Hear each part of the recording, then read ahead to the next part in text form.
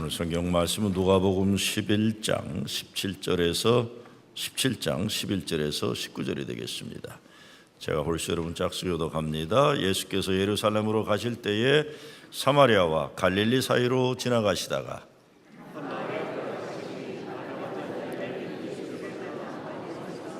소리를 높여 이르되 예수 선생님이여 우리를 불쌍히 여겨소서 하거늘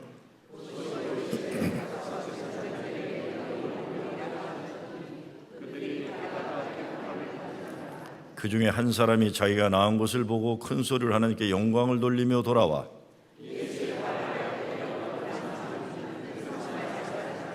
예수께서 대답하여 이르시되 10사람이다 깨끗함을 받지 아니하였느냐 그 9은 어디 있느냐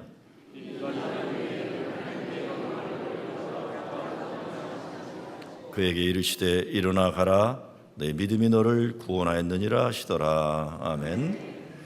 오늘 성경 말씀은 10명의 나병 환자가 깨끗함을 받은 고침받은 이야기입니다. 저는 오늘 본문을 볼 때마다 제 어린 시절에 나병 환자들이 가끔 동네에 내려올 때만 되면 우리가 문둥이라고 하면서 그들을 멸시했던 생각이 많이 납니다. 돌을 던졌어요.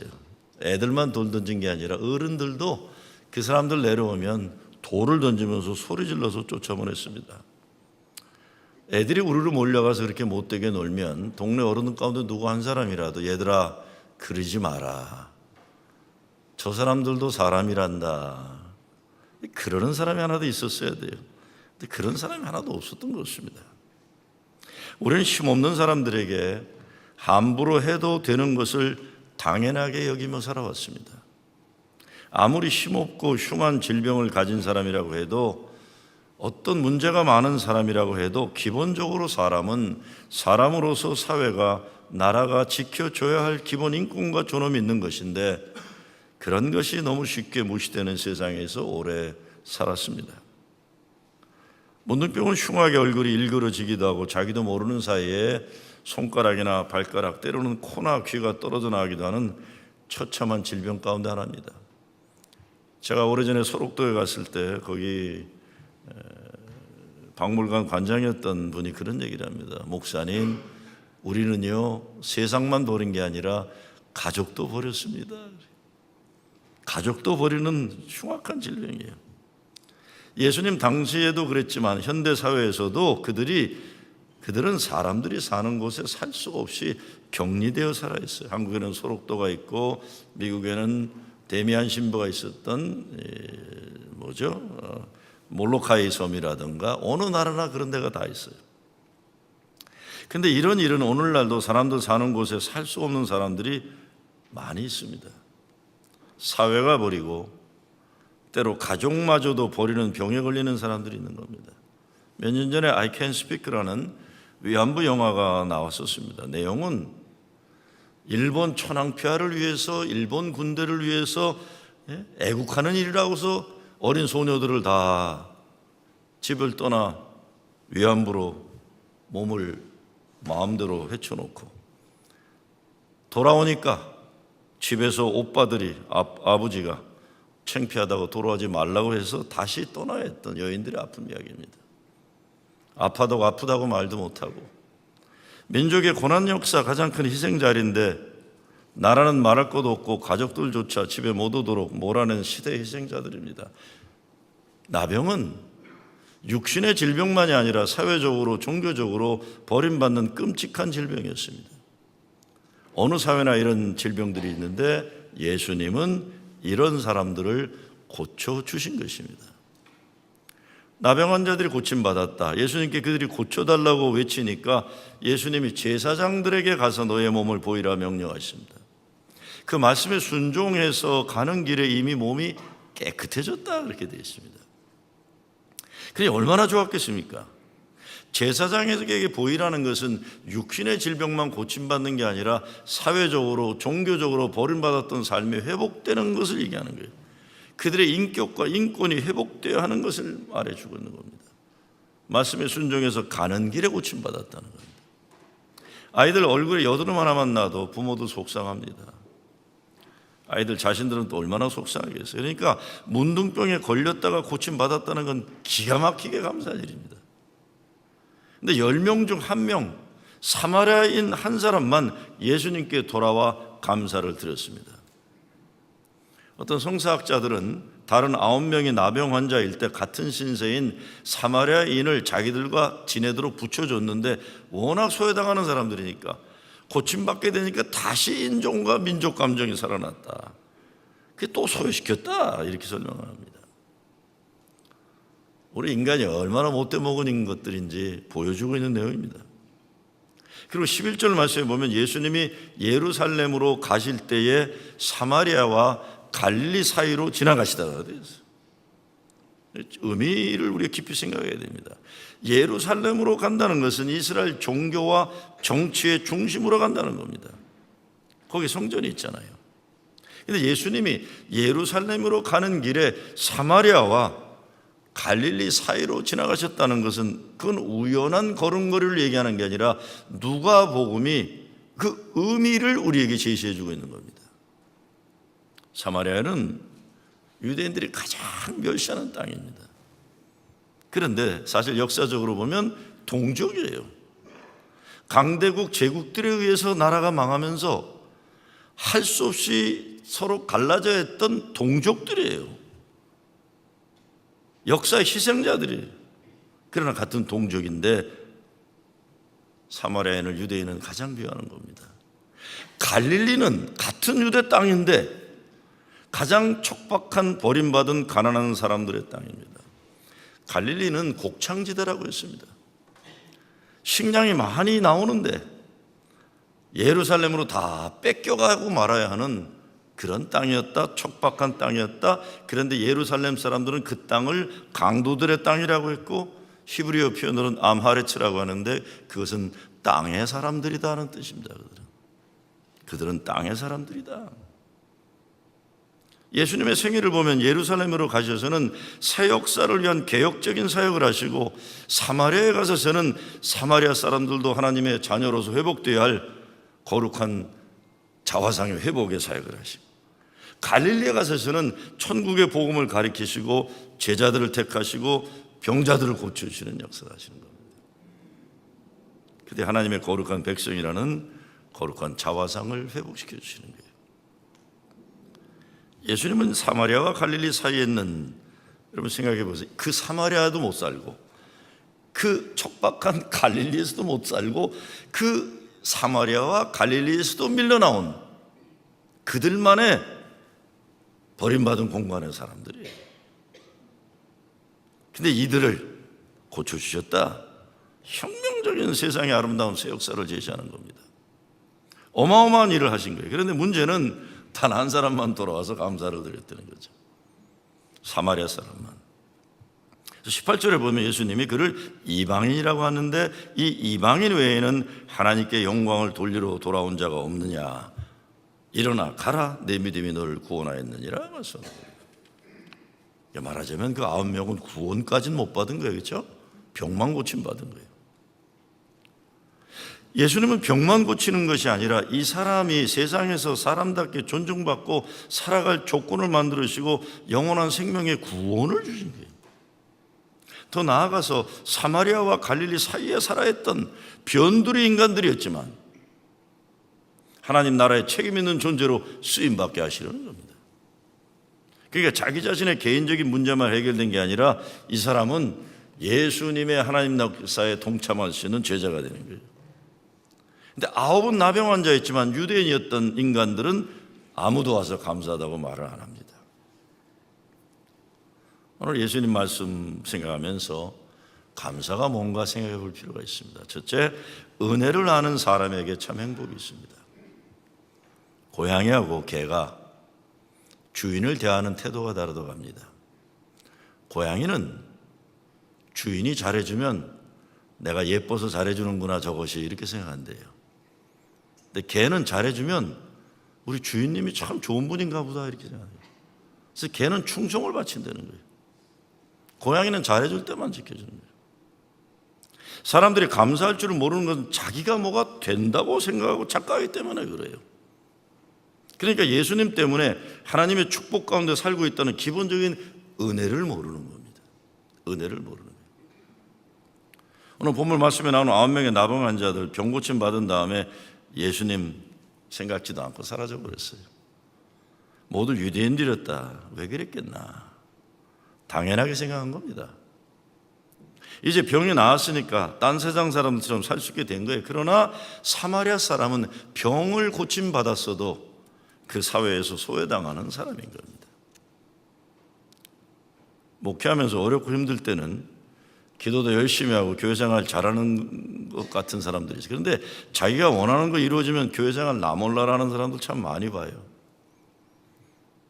제가 아는 어느 요즘 노처녀란 말하면 안 되지만 연만한 처녀가 결혼하고 싶어서 새벽 기도를 열심히 나오고 눈물로 기도하고 얼마나 교회생활 잘하는지 몰라서 야, 참 좋은 믿음 좋은 아가씨가 하나 있구나. 그래갖고 멀쩡한 총각 하나 붙여줘 갔더니 좋아갖고 난리가 났어요. 그 다음부터 교회도 안 나와요, 둘이. 교회 안 나와요, 교회 안 나와요. 진짜 행복한 하나님 축복의 가정을 이루려면 더 열심히 부부가 되어 신앙생활 잘해야 하는데 자기가 원하는 것만 얻고 하나님이 주시고자 하시는 축복의 통로는 막히게 하는 미련한 인간들입니다. 은혜를 하는 사람에게 참 행복이 있는 겁니다. 언젠가 교회 어떤 모임에서 제가 젊은 집사에게 생각을 안 하고 기도를 시켰어요. 그랬더니 이 사람이 생전처럼 기도를 하는지 버벅버벅거리는 거예요. 그리고 끝을 못 매물어요. 그러니까 주님의 이름으로 기도하면 예수의 이름으로 기도해야 하는데 그걸 생각이 안 나니까 뱅뱅 도는 거예요. 전도 아닌 전도사님들과 찬양하는 지휘하는 지휘사님 그러면서 뱅뱅뱅뱅 돌아요. 그때 누가 그냥 아멘해 그러니까 그냥 아멘하고 끝내더라고요. 저는 그때 아이고 내가 저 사람한테 실수했나 싶었어요. 얼마나 당황스러웠겠어요. 근데 그 다음 날인데 그 부부가 오는데 그 부인이 생글생글하고 오는 거예요. 목사님 어제 우리 남편 기도시키셨다면서요. 가문의 영광입니다. 목사님 감사합니다. 그래요. 그러면서 심각한 얼굴 한마디 해요. 목사님 혹시요 언제 가능하다면 이 사람 주일날 대표기도도 한번 시켜주세요. 그래요. 그날로 시댁에 전화를 건 거예요. 시어머니 시아버지한테 어머니 이 사람이 목사님이 기도시켜서 기도했어요. 그러니까 아이고 주일날 대표기도 하면 얼마나 좋겠니 이렇게 얼마나 제가 은혜를 받았어요. 야 이런 걸 가문의 영광으로 생각하는구나. 이거를 주님의 교회를 위해서 쓰임받는 걸 이렇게 기뻐하는구나. 그리고 그 부모님이 기도하시는 거예요. 우리 아들도 언젠가 기도할 수 있게 주시옵소서 이렇게. 여러분 저는 대표기도 같은 거 시켰는데 안 하고 그럴 때 항상 기억하고 있습니다. 다른 아프거나 이런 것을 안 하는 건 할 수 없는데 어떤 때 대표기도 교육시킨 걸 무시하는 사람들도 있어요. 저는 그런 거 굉장히 상처받는 사람입니다. 아프거나 이런 괜찮아요. 그럼 어떡하겠어요? 그런 거 안 합니다. 이런 사람들 영원히 안 시킵니다. 저는 영원히 안 시킵니다. 교회를 우습게 여기는 건 제가 받아들일 수가 없어요. 예배를 우습게 여기는 건 제가 받아들일 수가 없어요. 아픈 경험이 있는 사람이 고침받는 것이 얼마나 감사한 줄 알아요. 잃어버린 것을 찾은 사람이 얼마나 귀한 줄 알아요. 집에서 쫓겨났던 사람이 집으로 돌아와 살 수 있는 게 얼마나 대단하게 귀한 줄 아는 거예요. 교회가 문제가 많아서 예배 제대로 드리지 못했던 아픔 있는 사람들이 주일날 그냥 예배 드리는 그 자체로만이 얼마나 큰 특권이고 축복인지 아는 겁니다. 그 시편에 보면 주님 그 옛날 회중과에 앞서서 주님께 나아가던 그날을 상심하며 기다립니다. 말하자면 제사장이었을 거예요.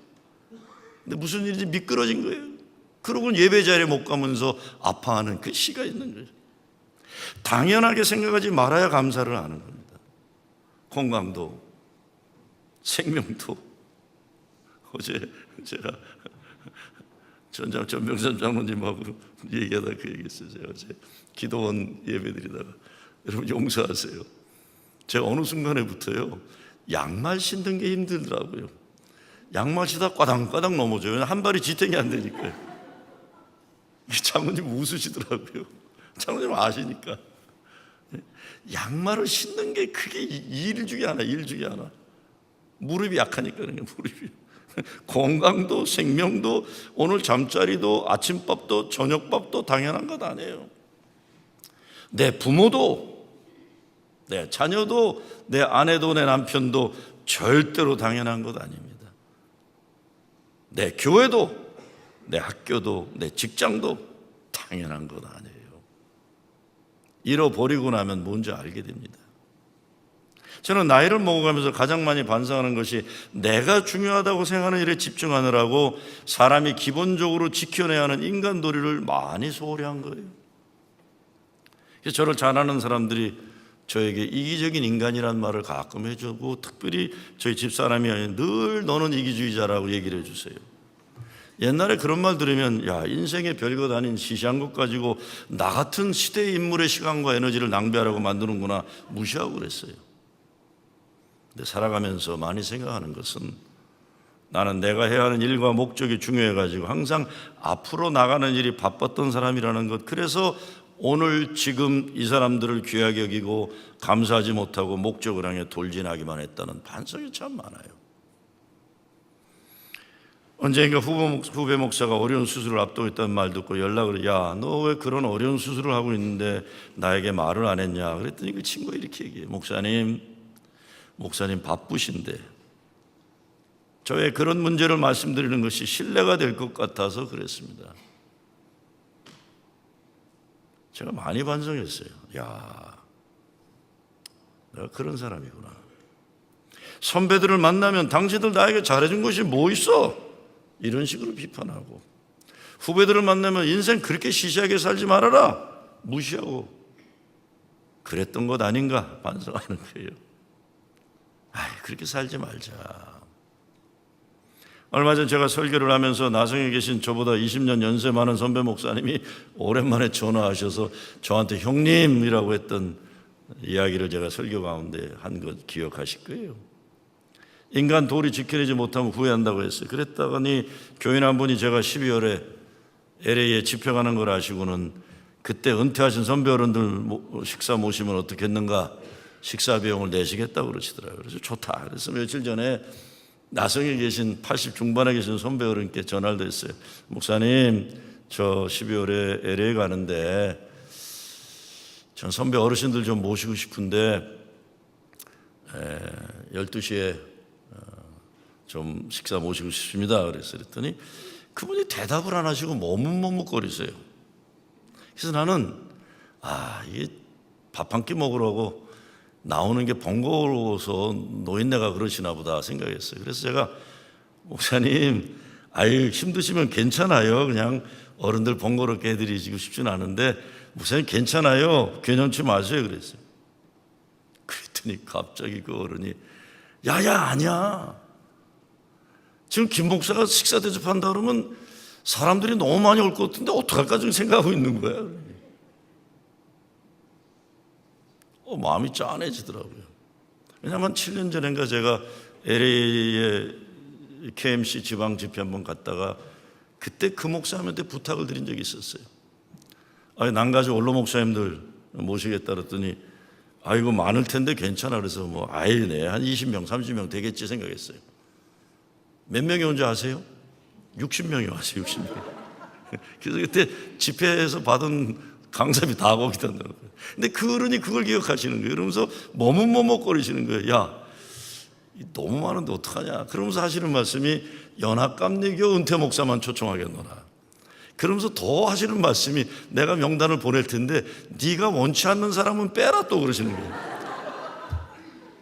목사님 나도 60 넘었고 옛날에 나한테 함부로 했던 어른도 다 80 넘으셨는데 이게 무슨 말씀이세요? 다 오시라고 하셨더니 그래? 그래도 명단 보낼게. 근데 목사님 다른 분은 몰라도 내가 민병열 목사님하고 몇 분은 꼭 좀 연락해 주세요.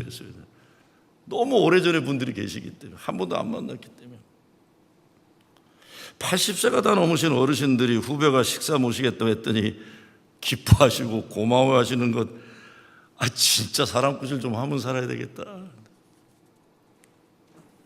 그래서 제가 집회 가는 그 교회 목사님한테 부탁을 했어요. 장소도 좀 알아달라고. 다 알아달라고 좀. 사람은 절대로 혼자 잘 되는 일이 없습니다. 아이들 동료에 이런 노래가 있죠. 오이밭에 오이가 길쭉 컸어요. 혼자 컸나요? 아니죠. 둘이 컸나요? 아니죠. 살아계신 하나님이 키워주셨죠. 포도밭에 포도가 동글동글하게 컸어요. 혼자 컸나요? 아니죠. 둘이 컸나요? 아니죠. 살아계신 하나님이 키워주셨죠. 기억나세요? 절대 혼자 큰 거 아닙니다. 절대 혼자 큰 게 아니에요. 오래전 미국 국영 NPR에서 앤드류 카네기에 대한 이야기를 듣는데 이런 얘기가 나오더라고요.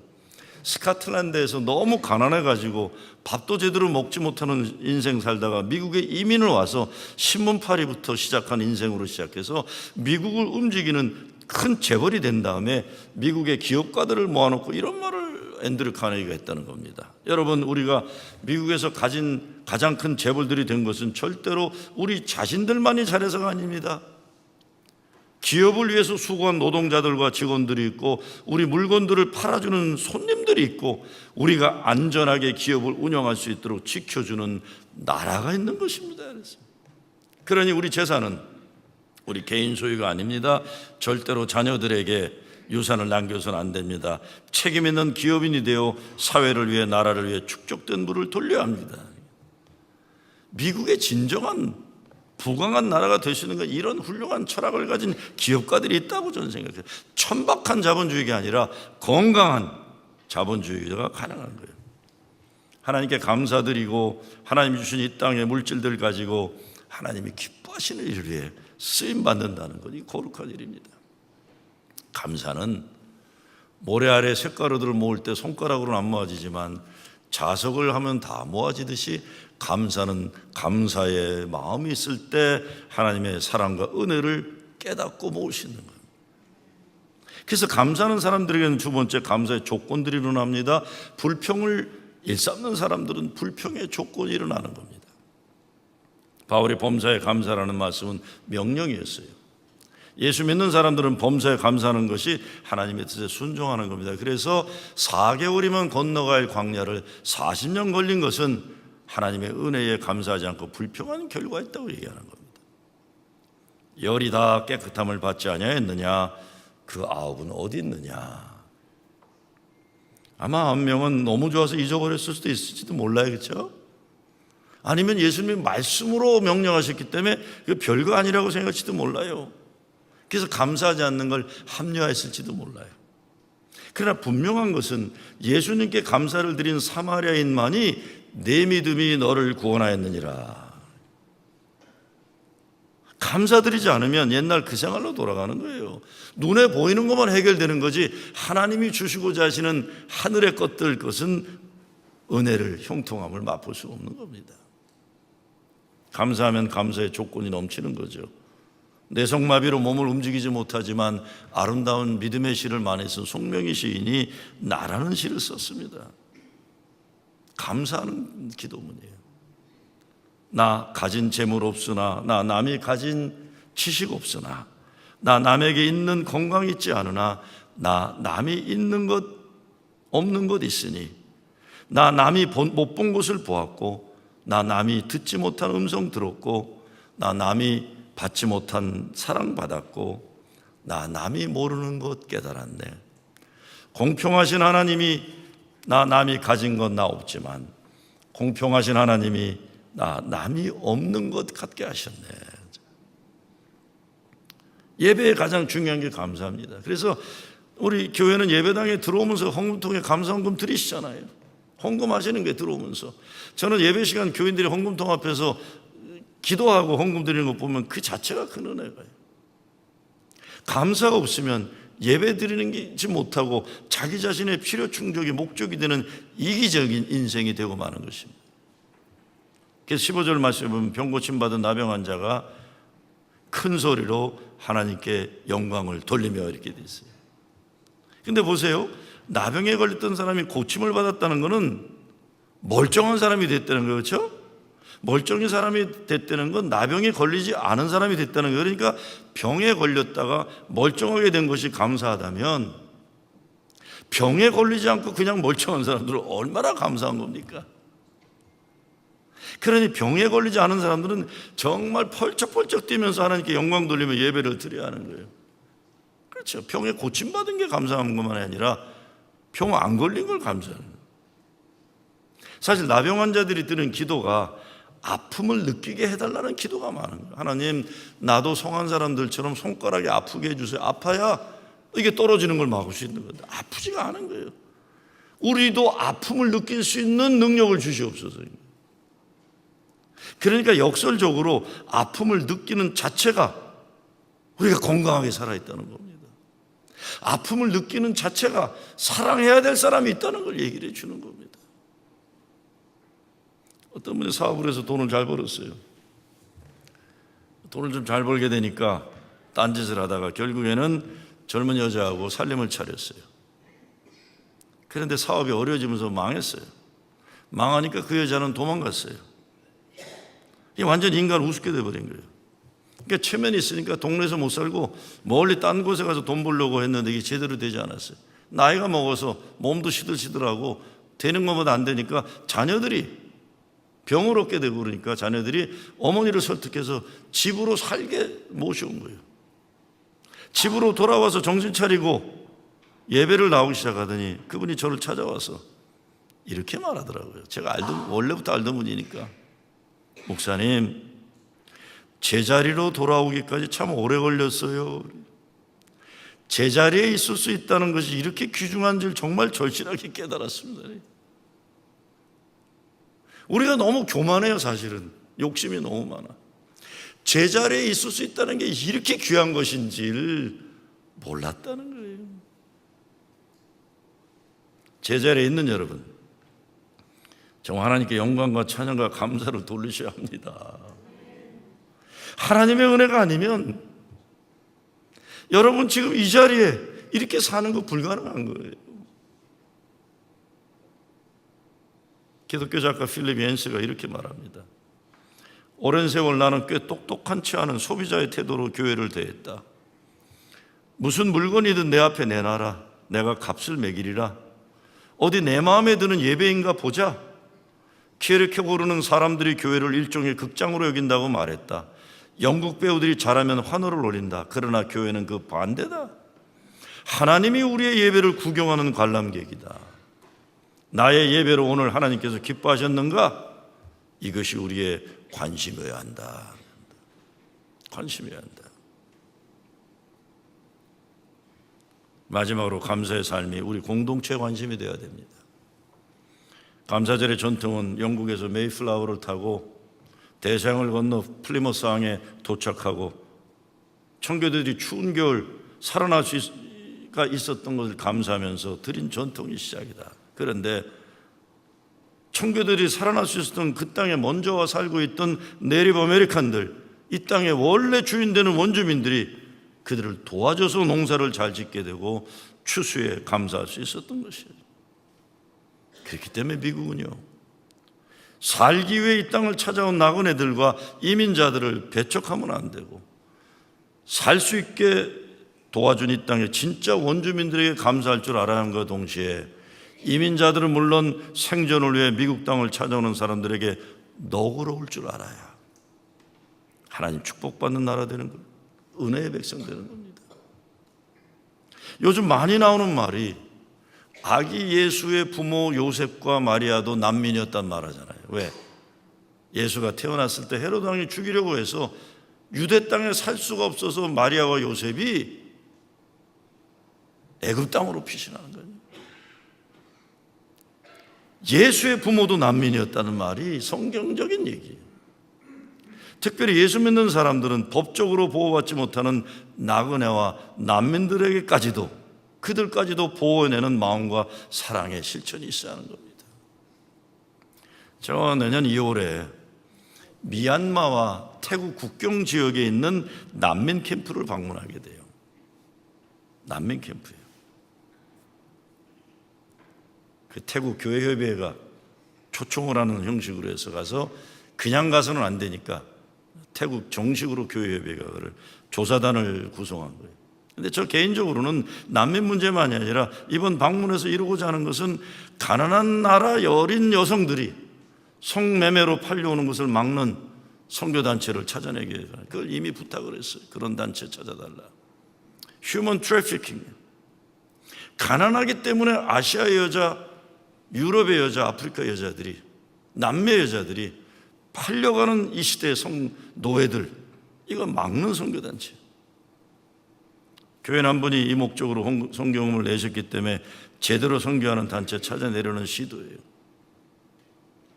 진정한 감사는 보호받아야 할 지극히 작은 자들을 살리고 사랑하는 일에 쓰임 받을 때 감사가 열매 맺어지는 겁니다. 나만 잘 된다가 아니죠. 본문에 예수님이 이방인이라고 그랬어요. 포리너, 사마리아인들을 이방인이라고 표현하면서 축복하는데 이방인이란 말 좋은 뜻은 아닙니다. 그러나 예수님 말씀 생각해 보면 우리 이민자들이 미국 땅에서 해야 할 중요한 사명이 있는데 그거는 우리 코리안 아메리칸들이 감사의 전통을 잘 유지하는 이방인들이 되기 위해서 되돌아와 감사한 사마리아인처럼 될 수 있어야 됩니다. 나만 잘 먹고 잘 살겠다고 잘난 사람들 쪽에 자꾸 우르르 몰려가는 게 아니라 하나님이 나에게 은혜를 주시고 축복하셨으면 그거를 어려운 사람들을 위해서 흘러내보낼 수 있는 은혜의 물줄기가 되는 거예요. 진정 우리가 드리는 최고의 예배는 하나님 감사합니다. 감사가 담겨져 있고 감사의 열매 맺는 실천이 있는 거죠. 하나님께 드리는 감사가 끊이지 않고 넘쳐나는 여러분의 가정, 그리고 나아가서 여러분에게 허락하신 모든 자원들을 가지고 예수님의 사랑과 생명의 복음을 목말라 하는 사람들을 살리는 여러분 되시길 주의 이름으로 축원합니다.